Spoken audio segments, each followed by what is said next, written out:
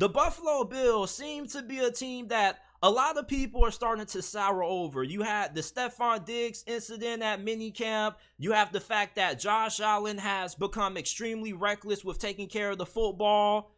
How good do you guys think the Buffalo Bills are going to be in 2023? Now, I believe that Buffalo is still a team that deserves to be in the Super Bowl conversation. People keep saying that the Super Bowl window for the Buffalo Bills has closed. Like, I don't believe that. And I don't really believe in the whole Super Bowl window thing. You mean to tell me in 2021 that you thought that the Bengals were going to make it to the Super Bowl? Be honest, bro. Nobody saw that coming. Just tell the truth. So I don't really believe in the whole Super Bowl window conspiracy theory that people be having. But when I look at the Buffalo Bills roster, from a talent standpoint, this is still one of the best rosters in the AFC. Their offensive line is probably the biggest question mark that we have about this team. And it's not like their offensive line is awful, but it definitely could be a little bit better than what it was last year. Now, to address the offensive line, they did sign center Connor McGovern in free agency, and they drafted Florida offensive lineman Osiris Torrance, who I think is going to have one of the biggest impacts amongst all the rookies going into this season. Now, you have Dalton Kincaid. When you look at what Buffalo has to work with in the passing game, I don't think that Dalton Kincaid is going to go off for a crazy rookie season, but I do think he will be productive. Now, most rookie tight ends don't really start going off into their third year in the league. The only tight end that we've seen in recent memory to come in and go off his rookie season was Kyle Pitts, and that was about it.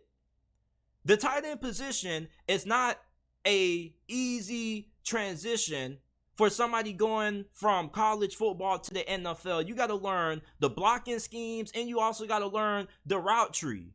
So for Dalton Kincaid, I'm not expecting him to have a massive impact for the Buffalo Bills this season, but he definitely should have a pretty productive rookie year for tight end standards. And then that receiver, I mean, we know about Stefon Diggs, but who's going to be that second receiver to step up for the Buffalo Bills? I don't think that Gabe Davis is all that bad. I think that Gabe Davis kind of gets a little bit more hate than what he deserves because of the fantasy football community. He was somebody who was supposed to have a breakout season last year, and he didn't really do that. And the fantasy football community, like, if they don't like you and you don't perform for them and you end up being a disappointment when you were supposed to break out, they end up turning on you and never really giving you another opportunity. But I think Gabe Davis is fine. You got Khalil Shakur, who I think could end up having a bigger role in this offense than what he did last year.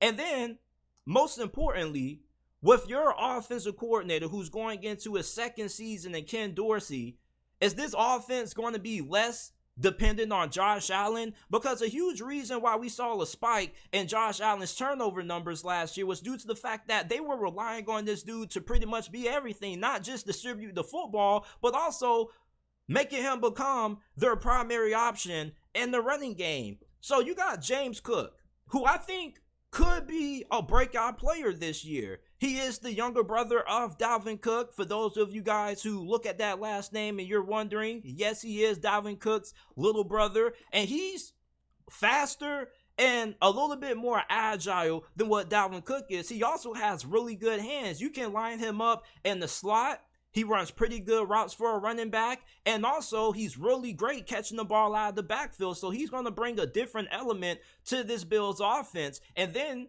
you have Nyheim Hines, you signed Damian Harris in free agency, so you do have talent at running back. The question is your offensive line going to be better in the run blocking department? If the Bills are going to be able to make it far in the postseason, they cannot be overly dependent on Josh Allen. Josh Allen is a great QB, but he's one of those quarterbacks that he's going to have some mistakes if you're asking him to go out there and win the game for you. You saw what happened in that near playoff mishap to the Miami Dolphins last year.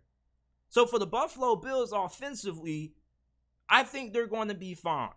I do think that they may not be as good as what they have been previously, but I do think that this offense should be fine. Your concern kind of is probably going to come on the defense side of the football. Why is that? Well, because you lost Tremaine Edmonds, and Tremaine Edmonds is one of the better linebackers in the NFL, but he was definitely asking for a lot of money. You do still have Matt Milano, but I think where Buffalo could separate themselves this year and what could be a key reason why Buffalo could get over the hump this year? Not saying that they will, but if you had to ask me, JT, what is one thing other than Josh Allen that the Buffalo Bills have going into the 2023 season that could finally get them into the Super Bowl? I think is going to be the fact that this is probably the most talented that this defensive line has been since Sean McDermott arrived in Buffalo. Okay, we know about Von Miller and how he had that season-ending injury, and before he had that injury, he was going guard for Buffalo. Well, this year, you got Gregory Rousseau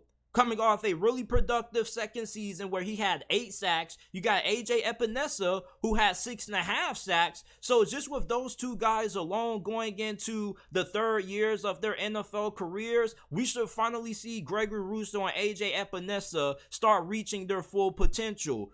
Gregory Rousseau was a former first-round pick. This is somebody who has the potential to be a double-digit sack guy for you consistently. And AJ Epinesa should probably be around an 8-sack guy on a yearly basis. And you do have Ed Oliver, so this is the most talented that the Buffalo Bills have been on the defensive line. And if you're looking for a way to get guys like Patrick Mahomes and Joe Burrow off the field, you got to be able to get pressure on those guys. You got to be able to make those guys uncomfortable. When you look at the teams that go the furthest in the playoffs, it's the teams that normally have the best pass rush. Philadelphia and San Francisco, NFC Championship. Both those guys had good defensive lines and great pass rushes. Same thing with Kansas City and the Cincinnati Bengals. The Cincinnati Bengals are a team that kind of gets overlooked, but they had Sam Hubbard and they also had Trey Hendrickson.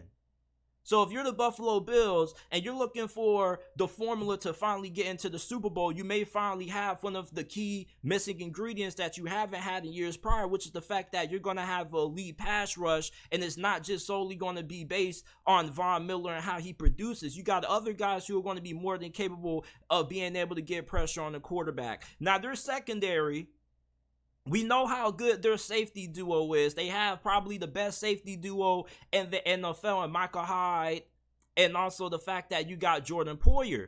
But what about cornerback? Tre'Davious White is still pretty solid, even though I don't think he is what he used to be. You got Teron Johnson, one of, if not the most underrated slot cornerback in the game. But what about Kaiir Elam? I think Kaiir Elam, he was up and down during his rookie season. And normally you would like your rookie cornerback to end up coming out and playing well early. But Kaiir Elam, he had some stretches where he was pretty good, and he also had some stretches where he wasn't all that great. So you're going to need him to have a big season. And secondly, how is this defense going to respond with Leslie Frazier stepping down and Sean McDermott taking over play calling duties? Being a head coach is already tough as it is. You got to oversee the roster and manage the entire team, and now you're adding another responsibility on your shoulder and calling plays on defense. Now, Sean McDermott has called plays on defense in the past. He is a former defensive coordinator, and he was a really good one at that, but that's just something that you do have to take into account. But when you look at the Bills going into the 2023 NFL season, this is a team that still is most definitely in the Super Bowl conversation. Just because they've had some distractions during the offseason and they did have some key losses doesn't mean that they are a team that still shouldn't be viewed as a favorite to make it out of the AFC. I still think that this is a top 4, top 5 team. Did this division get better? Yes, it did, but the Buffalo Bills didn't get insanely worse. This is just a division that has now caught up to the Buffalo Bills. That's why I say the Bills championship window hasn't closed, but it has become increasingly tougher for the Buffalo Bills, given the fact that the Miami Dolphins have one of the most talented rosters in the NFL. The New England Patriots, I don't think anybody should be sleeping on New England. And the New York Jets, if it ends up working out with Aaron Rodgers and Nathaniel Hackett, they're going to be in that conversation as well, along with the Bills. So the Bills' path to the Super Bowl has gotten tougher, but this team hasn't gotten worse. This is a team that still is capable of being able to make it out of the AFC, and they may just be a tad bit underrated going into this year.